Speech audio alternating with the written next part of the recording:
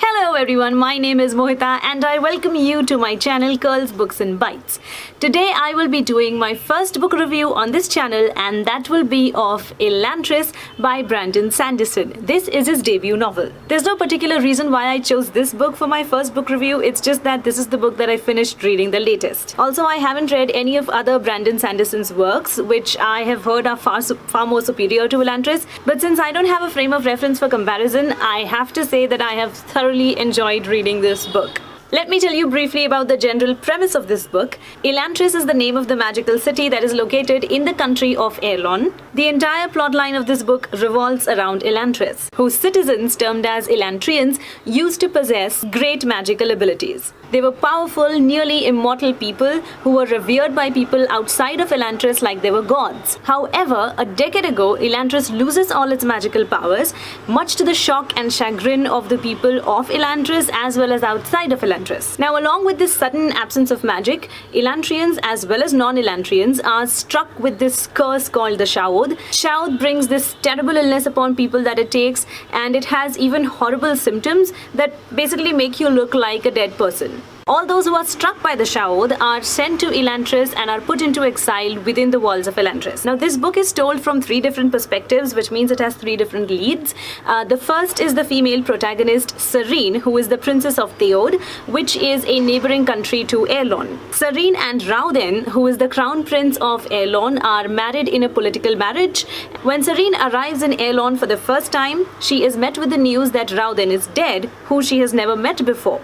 But because she is bound by the marriage contract, she has to stay in Erlon as his widow. Serene is a strong female character despite all the adversity that she faces. She just always rises to the occasion, and she recognizes that Erlon is in trouble and needs to be saved from the political and religious dangers that are looming over it. So she takes it upon herself to find out what they are and to save Erlon from them. Serene's character is witty, she has a great sense of humor, although I did find her to be rude at times, but then she again comes from a regal background, so that's sort of a given, and that also matches with her character profile.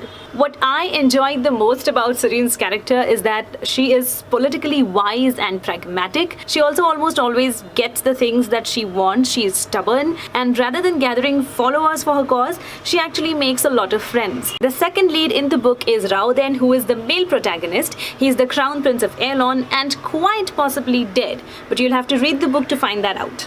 Now, Rauden's character is of a typical hero, maybe even a little stereotypical, but you won't find him mushy, you won't find him annoying, and he has a kind of sense of humor that'll make you go, huh. His character is shown to be very humble, he is great with people, he has amazing leadership and people skills, and he often makes a lot of friends along the way, and he's very hardworking and genuinely a very nice person. The third main lead is Raden. He is the high priest of a foreign country of a religion called Shu-Deres. Now, he arrives in Erlon to propagate his own religion and to convert the people of Erlon to Shu-Deres. Raden's character, in my opinion, is the most interesting of all the three because his character development arc is the highest. Raden is more of a grey character. He is cunning, he is logical, he is pragmatic, he is very, very intelligent. That really makes him interesting to read because he has these internal conflicts, and he's also quite unpredictable. There are also many other side characters in this book which are equally enjoyable. They come from different countries, different cultural backgrounds, so they have their own way of talking, their own idiosyncrasies, which are really, really fun to read, and I like to see how they interact with each other. The dynamics between all the characters are simply great. One of my favorite side characters has to be Galadon. He is this really pessimistic person, but the way he expresses his pessimism is in the form of dry humor. The book is filled with more dialogue and less of description, so there are not too many dull moments in the book. The pacing of the book is just perfect. Sanderson has this amazing sense of timing and suspense building. So when he jumps from one character perspective to the other, he will always leave the perfect cliffhangers so that it's very difficult to keep the book aside. The overall magic system of Elantris is really interesting. It's absent, but still it's interesting. This book does not have a lot of magical action and adventure, but the journey from understanding the kind of magic system that we are dealing with in the book to understanding why it's absent, why it's dead, and trying to discover whether or not it can be restored is super fun. The book presents to us sort of a study of the magic system of Elantris, but it does not fall into the clutches of boredom. Although the book falls in the fantasy genre, it is full of political intrigue and religious propaganda, and that is precisely what got me hooked to this book completely. It held my interests up the entire time because it is so relevant to the contemporary world that we live in. There are just 2 points about Elantris that I kinda sorta have a problem with, not really, but yeah, maybe. The first one is really petty. The names of people or otherwise are so difficult to remember, and on top of that, they're also so similar to one another that I had a hard time telling a country apart from a person. And this went on for the first 70 to 100 pages, and it was really confusing because the concepts are new. But once you get accustomed to this and once you get a grasp of things, then I promise you, you will fly through the rest of the 400 pages of the book. And the second problem that I have is that there are a few questions about magic that have been left unanswered, but that too is pretty well done. The author hasn't forgotten about the questions or hasn't just conveniently swept them under a rug.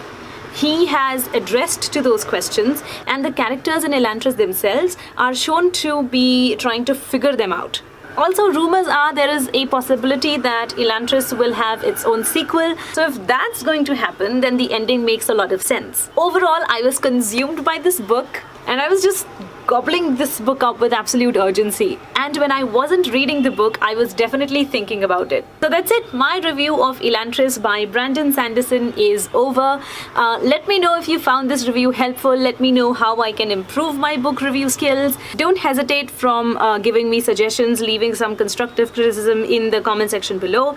And if you have liked this video, if you think that this video has helped you to decide whether or not you want to read Elantris, and if you have already read the book, and if my opinions on the book resonate with yours, then subscribe to my channel, give me a thumbs up, and share this video. You can also follow me on Instagram. My handle goes by the same name, Curls Books and Bites. I will leave the link below in the description box. And last but not the least, thank you so much for watching. Bye!